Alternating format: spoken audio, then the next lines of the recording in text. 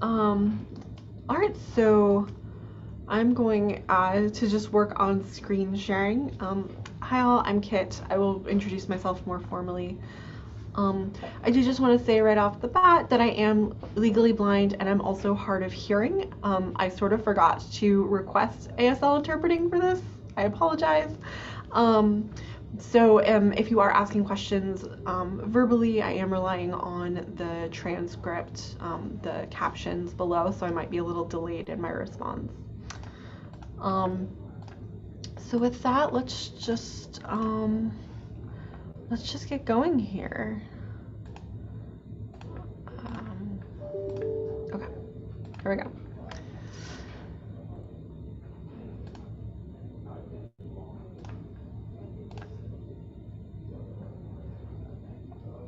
Okay, I think this is showing the screen. Um, is everyone kind of able to see what's going on here? Let's see. Perfect. All right, so hi.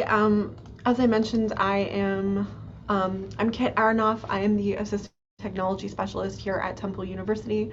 I work with, if you're familiar with sort of Pennsylvania, you'll probably know that something called Tech Owl is also housed at Temple. I don't work for them. I specifically work with college students who are here at Temple. So today's presentation is talking about screen readers and accessible classroom materials, thinking outside the box with PowerPoint. I also wanted to just make sure that this was sort of like a good primer for how to think like a screen reader. So we're going to start with that. We're talking about screen readers, kind of how they work, sort of internally logically, and then sort of how that translates into creating accessible materials for students who are screen reader users. So my goal for today is really just, again, so that you understand the logic of a screen reader, that you are able to understand sort of the tools available in order to create accessible materials. And just what I really want as a takeaway from this is just encouraging folks to think creatively about how to use technology. Anyone who works in AT can tell you sometimes a technology is created with a specific purpose in mind, but with creative thinking, we can repurpose it and use it for something totally different. And that's really what I want to encourage through this, and I want to empower you to think outside of the box. I am going to try and keep up with chat, so if you have any questions, you can use that. I think the raise hand feature is working. So you can use that as well. Yeah, so let's just dive in here. So I just want to start out with some challenges that screen reader users experience in the classroom. So if anyone's not, I'm just going to go ahead and assume everyone knows what a screen reader is. But just in case somebody doesn't, a screen reader is typically an audio interface with a computer that takes the visual layout of a computer and again turns it into that audio format so it's understandable to somebody with limited or no vision. Most people statistically do engage with screen readers through audio output, but screen readers are capable of connecting to braille displays, which we'll talk about during this presentation as well. Because of this sort of audio interface with a computer, students in the classroom have this experience where they're trying to both listen to their screen reader and they're trying to understand the instructor or presenter at the same time. So they're getting this sort of like dual audio input that they're constantly trying to flip their attention back and forth to keep up. Some students are fantastic at this, and I give them all the credit in the world for being able to do that, but other students aren't as able to do that, and there could be a bunch of different reasons. There could be comorbid disabilities going on, like ADHD or other attention focusing challenges, or there could be just other neurodivergent things going on, or just somebody could just really struggle with kind of listening to two things at one time. Another challenge in the classroom is a limited ability to quickly scan documents, and this can include readings, PowerPoints, worksheets, any sort of material that is functionally being used in the classroom. If you want to think of a student who's using their vision, they're quickly able to kind of pick up a packet, kind of flip through it, see kind of what's going on there, so that um, they can get an idea of a global idea of what they're going to be looking at. A screen reader user is not able to do that, and that's because the third challenge is that screen readers are purely linear format, and they only show one thing at a time. And what I mean by that is as you are going down through the screen, it's reading this thing, then the next thing, then the next thing. And it's really not clear to a screen reader user where they are in orientation on the screen in a worksheet and so on and so forth, unless there's page numbers that can be announced, but sometimes there aren't clear page numbers. So for the purpose of this presentation, I do want to just define what I mean by accessible for in-classroom use. And a lot of this has to do with overcoming those challenges and barriers that a screen reader user experiences in the classroom. The first, I would say, is ease of navigation. You want your documents for the student to be easy to follow. You want it to make sense linearly in Braille. You want it to make sense with speech output. And you really want it to have a good, simple text search feature. Because of that dual audio coming in, you don't want the student to be fussing around with extra audio output from the computer that's not maybe necessary for the purpose of engaging in class. You want really quick and simple access to alt text. If you're not familiar, alt text is sort of the underlying text that's attached to an image. That image is typically part of some sort of presentation or PowerPoint maybe, or it can be part of a reading.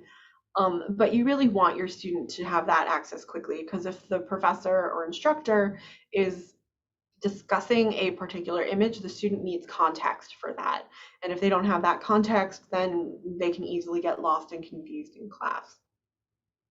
And then the final thing that I think is absolutely essential to classroom materials is the ability to copy and paste into an external document for future reference. Again, you want to kind of compare this to students who have full use of their vision. They're going to be able to highlight text. They're going to be able to copy it into somewhere else, maybe by hand. They're just able to do a lot more text manipulation than is necessarily easily possible for a student using a screen reader. So those are sort of the three top things that I consider important for being able to access material in the classroom, which leads me to thinking like a screen reader. So the most important thing that I'm going to be talking about a lot is that screen readers read left to right, top to bottom. And that is because of how screen readers function. This is going to get a little bit technical. It doesn't really matter. This is really just for background information. But if you think about it like a computer code, computer codes actually work the exact same way. They're actually extremely linear, and they are also read top to bottom, left to right. And a screen reader at its core is just a computer program reading other computer programs, and that's why it works the way that it does.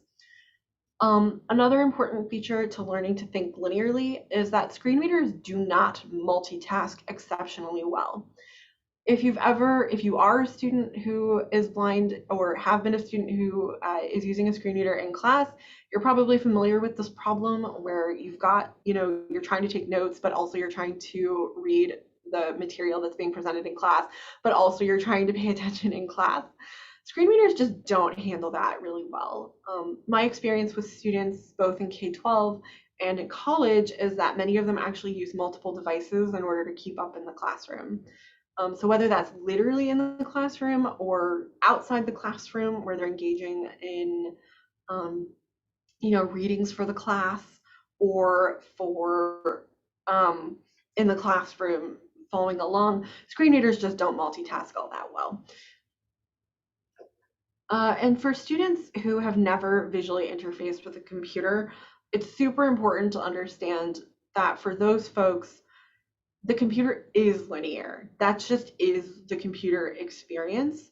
So there is no, or there's a limited visual context of what a screen actually looks like.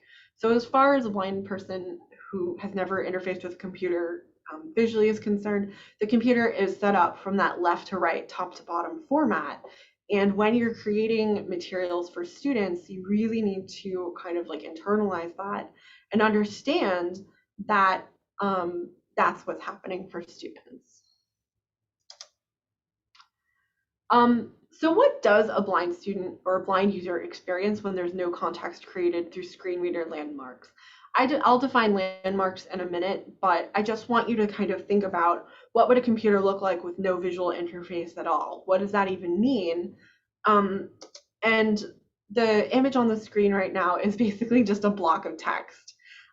There's no meaning here. It's just text. Visually, there's really no way to quickly discern what's important from this text because it's all the same font. There's no color differentiation. There's just no information. You don't even know where you are in this text. Is this the top of the page? Is this the bottom of the page?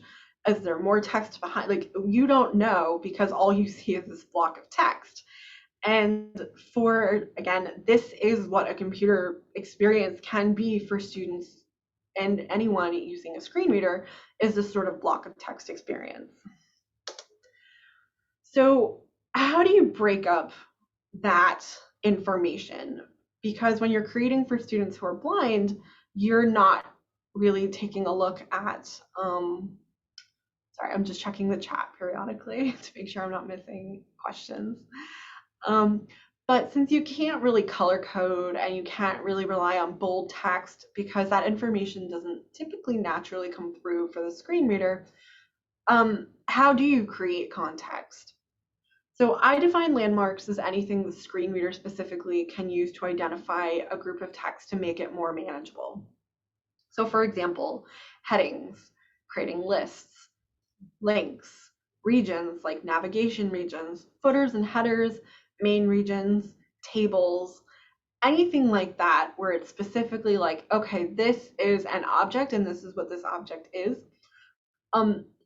good for breaking up that text, creating that context for a student who can't necessarily see and get other forms of visual context. This might look familiar if anyone is familiar with screen readers. You're like, hey, that seems an awful lot like using the internet. And yes, you are correct. That is exactly how you interface with the internet if you are using a screen reader. And to that end, this part is a little bit technical. This only lasts a couple of slides, so if your eyes are about to glaze over, just bear with me here. I love computer programming, so I just like talking about this. So I want to talk about HTML for a minute and its relationship to screen readers and eventually how we can relate this to creating accessible classroom material and what that means. So HTML, as a quick background, stands for Hypertext Markup Language. But more importantly, HTML tells the computer what to display on the screen. Meaning it tells the computer, hey, this section's this here, this is a heading, this is a list, this is a block of text, this is the main article. And it labels those and it just says, this is what you're going to be displaying onto the screen. So if HTML tells the computer what to say, a logical question might be, well, why does a screen reader read things differently than the way it looks on the page when you're online in this context? And that has to do with style coding. There's something called CSS, which is called stands for cascading style sheet. But what's important about this is it tells the computer how to display something, which includes order.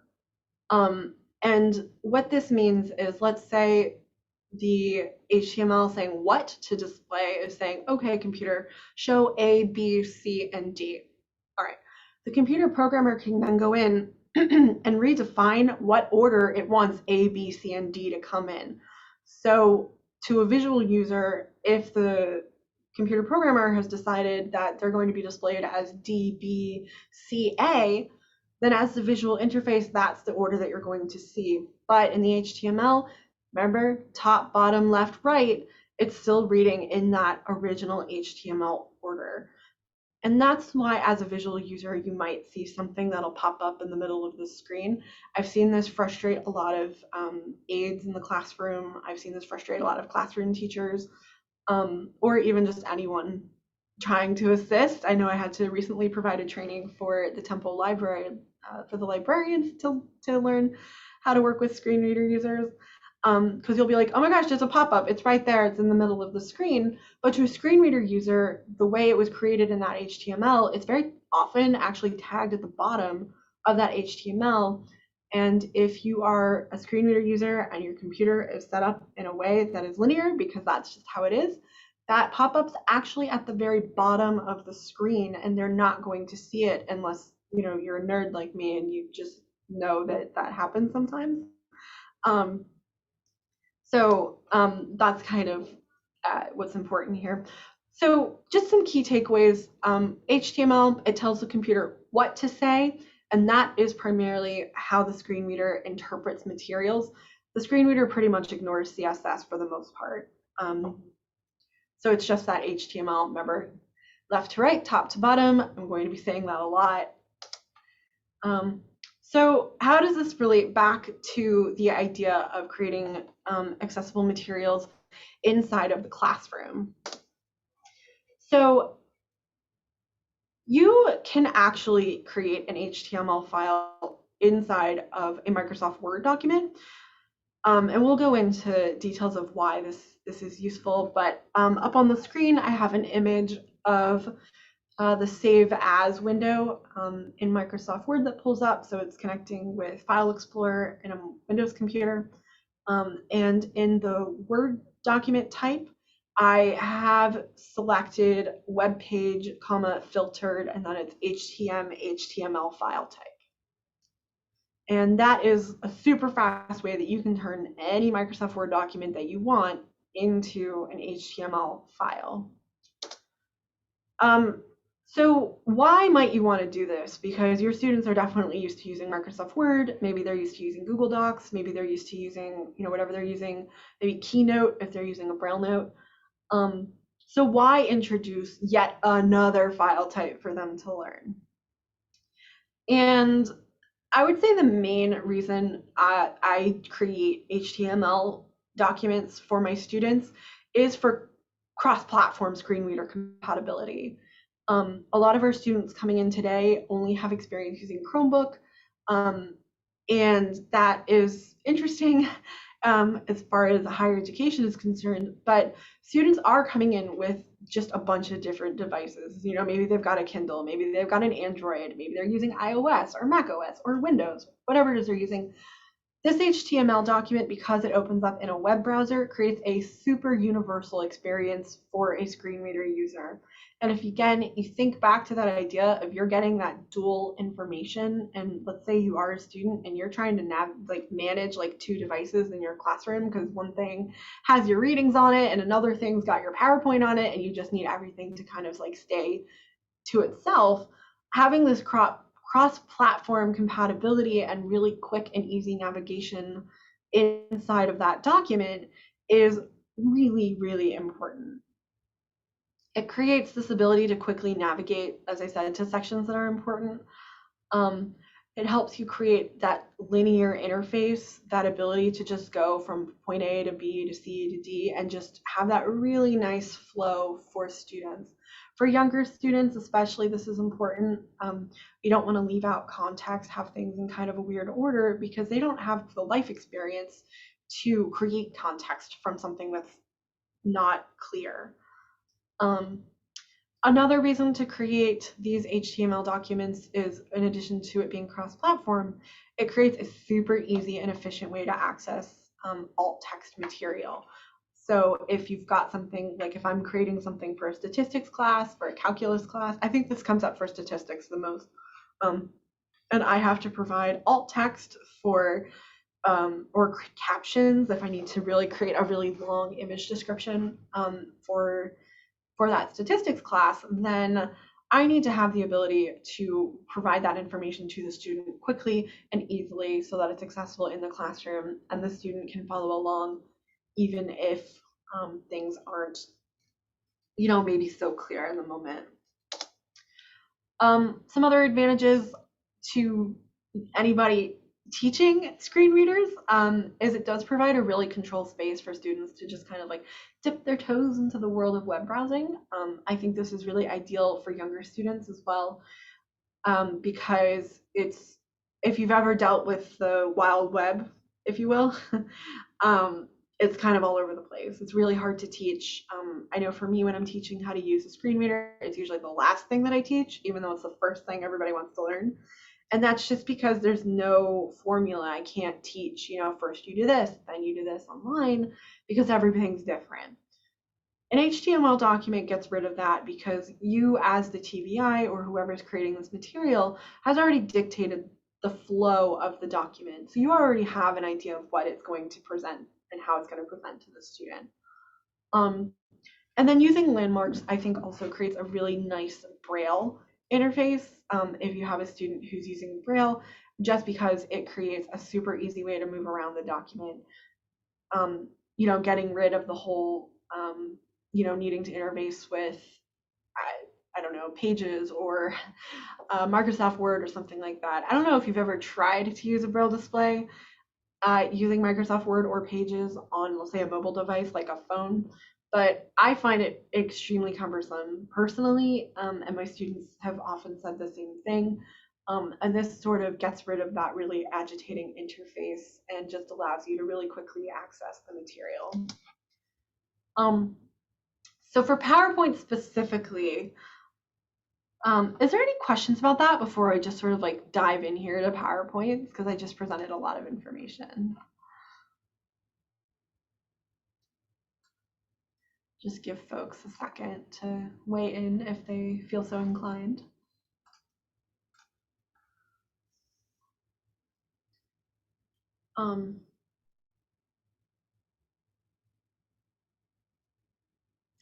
Okay, so you can just drop things in there and I can respond.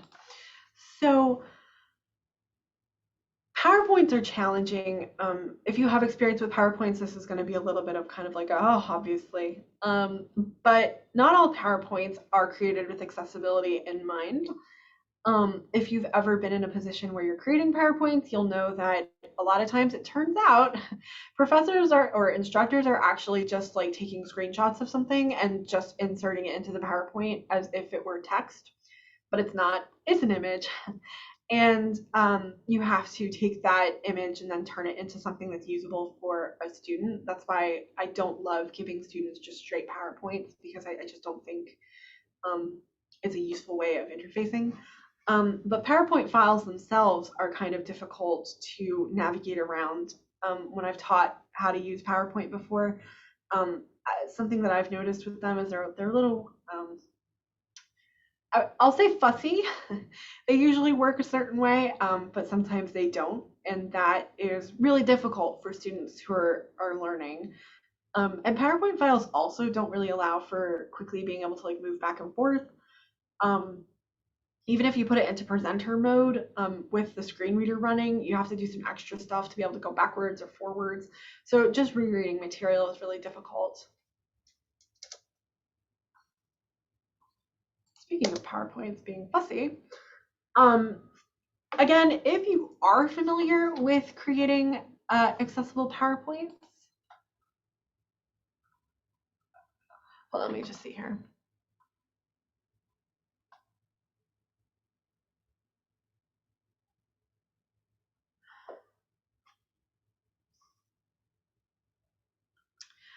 So for creating image descriptions, Um, I don't know if this is super helpful. I have a background in mathematics anyway. So for me, I'm able to just sort of um, look at stuff or direct people because, again, I'm visually impaired myself. So sometimes I miss things. So I have an intern. Sometimes I can direct to um, read things. But as far as creating image descriptions, you want to just kind of get an idea of what's important in that image. So you can get that from talking to the professor and kind of getting an idea of what's the important information. In statistics, there's going to be a lot of different lines and stuff. So sometimes you can just provide a general, like, this is what a bell curve looks like. This in providing those. I don't know if I have anything specific. I usually will create something like this where it's an HTML document and create a caption for that, and I'll get into kind of like more specifics of how to do that in a little bit. Um, so again, if you've worked,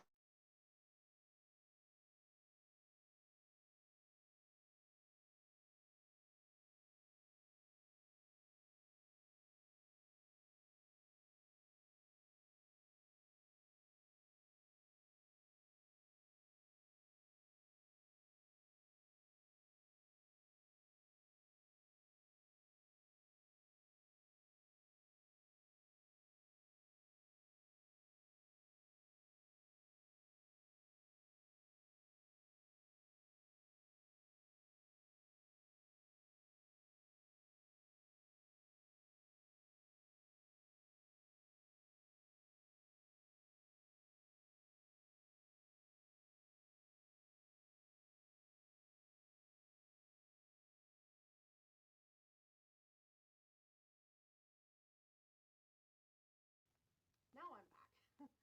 All right. Um, Sorry about that. Okay, I'm just gonna share my screen again.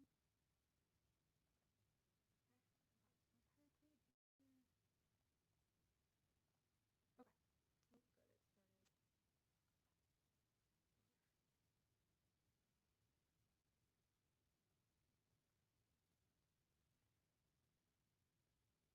Are you able to see the PowerPoint now? I just want to double check.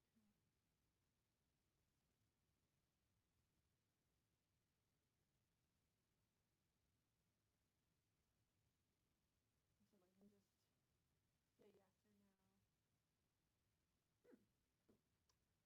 Intriguing. Is this better? Hmm.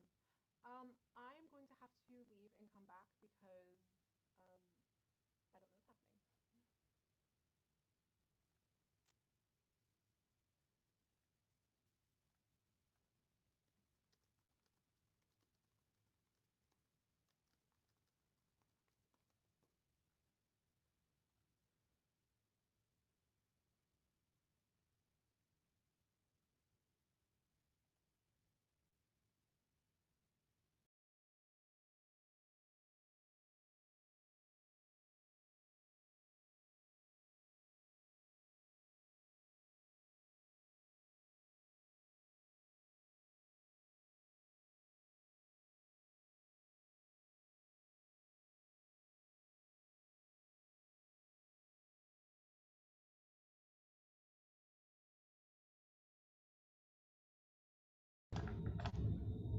Okay, hopefully that's better. Is my audio better now?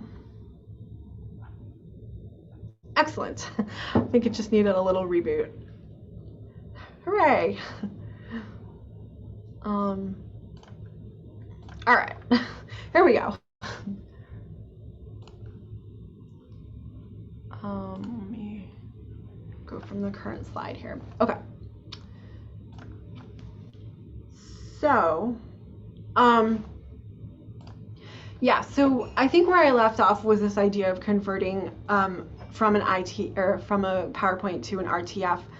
An RTF file is a rich text format, and if you're familiar with PowerPoints, this is a super common way to convert PowerPoints, and it used to work super well. I mean, this used to be like the power horse of creating um, PowerPoints that are accessible. I will say I find that it doesn't really work anymore for a bunch of different reasons. PowerPoints have gotten a lot more complicated.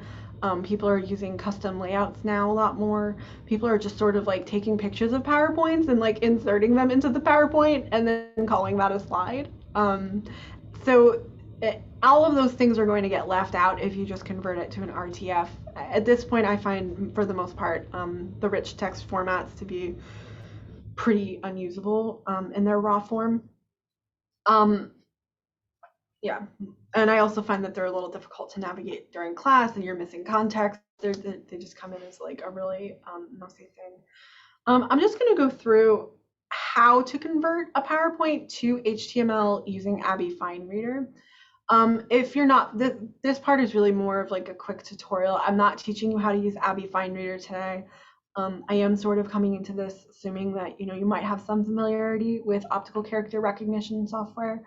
But if you're not, I'm more than welcome. You're more than welcome to follow up with me after the presentation, and I can provide more resources on how to use things like this.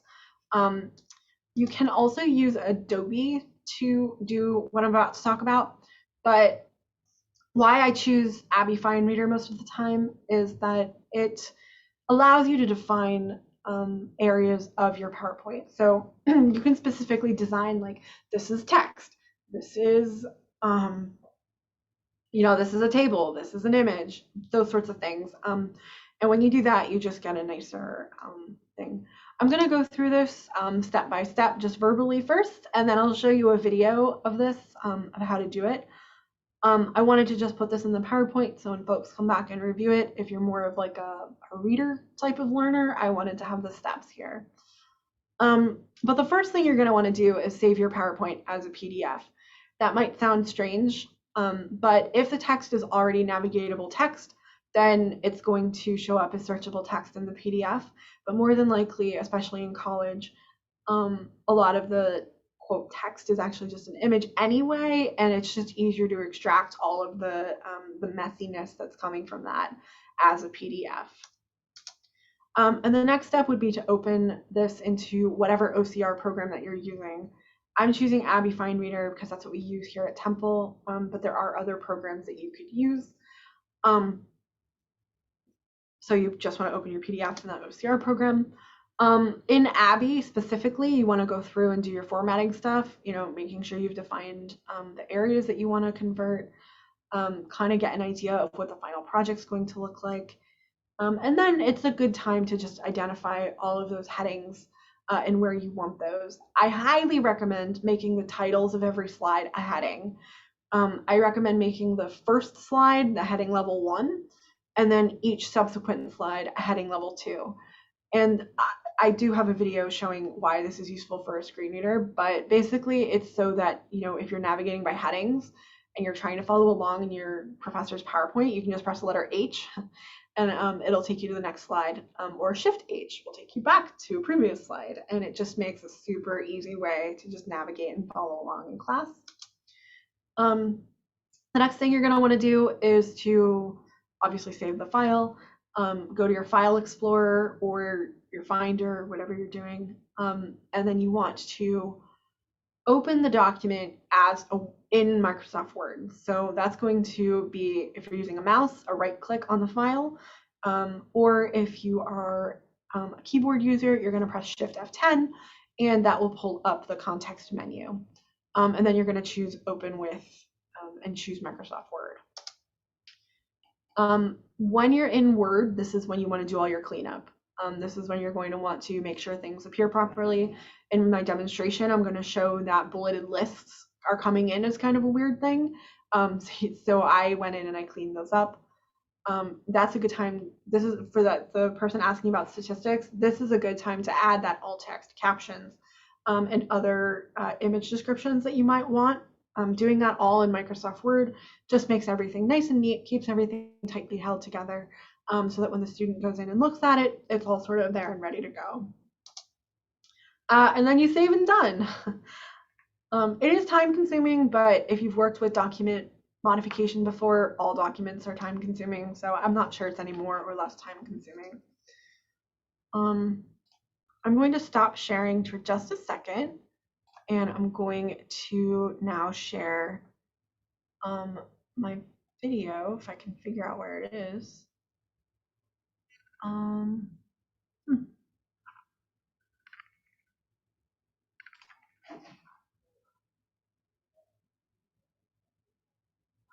well, that's interesting. It's not giving me the option of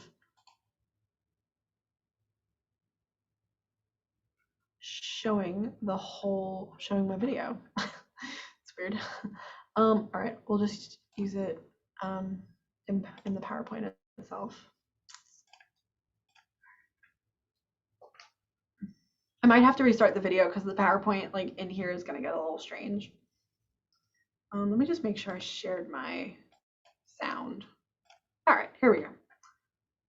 So the PowerPoint that I'm using to just show this, I know I'm running out of time. I'm using just our regular presentation thing for Temple. It's just when we're presenting to students about like how to use disability services and who's eligible. So the content's not really the important part, but I did just want to let you know what it is. So right now I have Abby Fine Reader up. Abby Fine Reader looks kind of like Microsoft Word sort of, in that it has a ribbon. And in that ribbon right now, I am selecting the flexible web layout. I'm making sure that keep images is selected. I'm making sure headers and footers are kept. And I'm making sure that any line breaks and hyphens are kept as well. Abby Fine shows a dual screen. The left-hand side of the image is the original PDF. The right-hand side is going to be what that PDF is going to look like in whatever you decided as the final layout form. So for this, I've chosen an HTML, and I'm just going through and kind of changing things up. I'm going through each slide. I'm making sure that the headings of the titles of the slides are labeled as a heading. The slide that's currently up, which reads what conditions does DRS accommodate and support, there's a bulleted list. Actually, there's multiple lists. And on the right side where it's showing where it's finally going to look like, it looks like a hot mess. There's a lot of like boxes and there's like weird brackets and things that aren't supposed to be there. And that's just because of the way the images are coming in, because the bulleted list isn't just a bulleted list, it's actually like little images. And that's a good example of how things can get kind of weird in PowerPoint. And if I imported this as an RTF, this would come in very strangely. And again, each individual slide, I'm just going through, making sure headings are in place, making sure those images are blocked off. And in this last slide that I am looking at, where it says connect to DRS, and it has the contact information for her office. This is a really good reason when you need to remember that screen readers read top to bottom. So in this slide, the main heading connect to DRS is at the bottom of the page with the text on top. So a screen reader, when it's coming through, it's going to read the main text first, and then it's going to hit that heading describing what that text is. That's no good. That's very confusing. When you're in class and you're trying to like focus on a bunch of different things, you don't need to be trying to like doing like a guessing game, figuring out, oh, what is this thing that I'm reading right now? You want that to be very clear. So this is the sort of thing that you would clean up in Microsoft Word. And in fact, I would clean this up in Microsoft Word. I'm just going to skip ahead a little bit just because of time. I am going into the File Explorer, the Context menu, and opening up in Word. Even though, again, it is that HTML file, but you can edit HTML files in Microsoft Word. And in Word as well, you can label things as headings, you can label things with titles, you can come in here like I'm about to do right now. There's a logo on this page of the Temple University logo, so I have opened up the alt text thing in Microsoft Word, and I am just creating that alt text for that logo. And I go through and I do that for the rest of the document. And then at the end here, when I'm talking about this where I'm showing that last slide again where we were discussing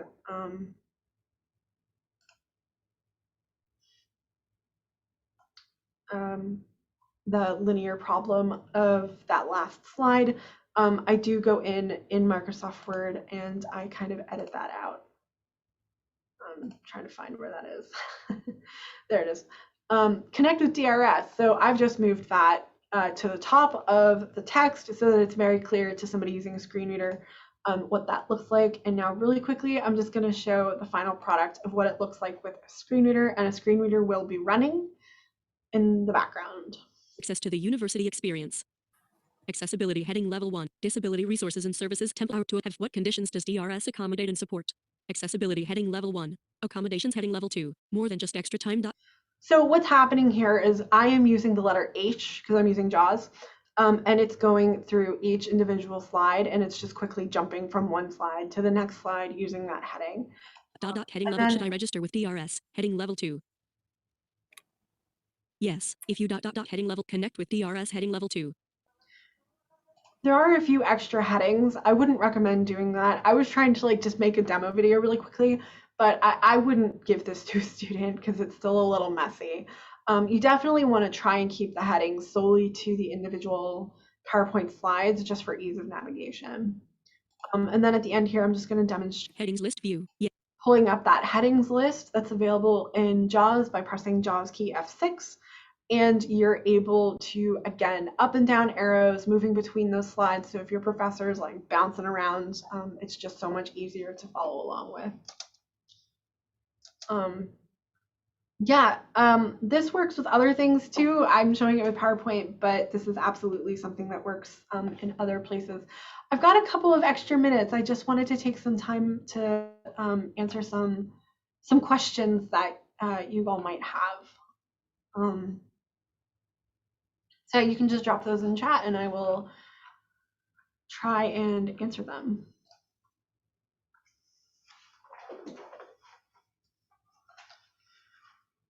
I know we got a little bit crunched for time there at the end. Sorry about that.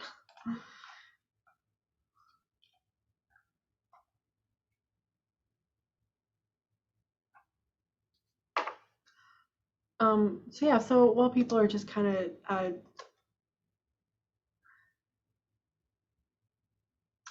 can you do the same with Google Slides? So I would say yes, because I'm pretty sure in Google Slides you can save that as a PDF as well and kind of go through the same process.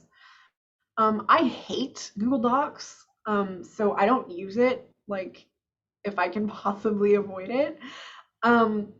So editing in Google Docs, so if that's just what you have available and you have to edit in Google Docs, it might be a little frustrating. I'm not sure if it has that alt text feature, for example, but certainly you can take Google Slides and turn those into using the same process by just saving as a PDF and things like that.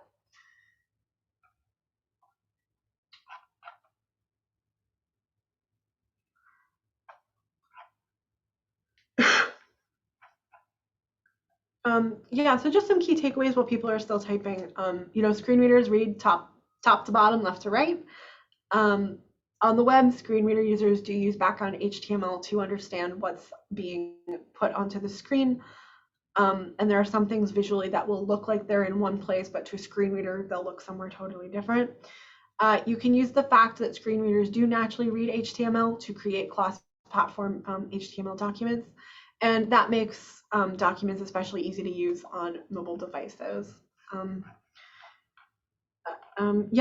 was going to talk a little bit about getting students to buy into this because I know that's an area that I've struggled with a little bit in college. Students come to college and they're like, I'm done with learning I'm done with learning assistive technology stuff, but they're not. So if you have questions about how to convince students to give this a try, reach out. Feel free to email me.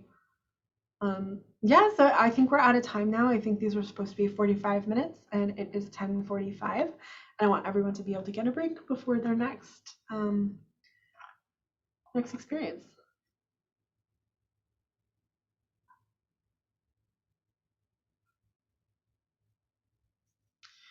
Yeah, I definitely am hoping to do more workshops like this. With the pandemic, I've gotten a little overwhelmed with work. But yeah, hopefully I will be able to keep doing this work. All right. Have a great day, everyone. Yeah, have fun today.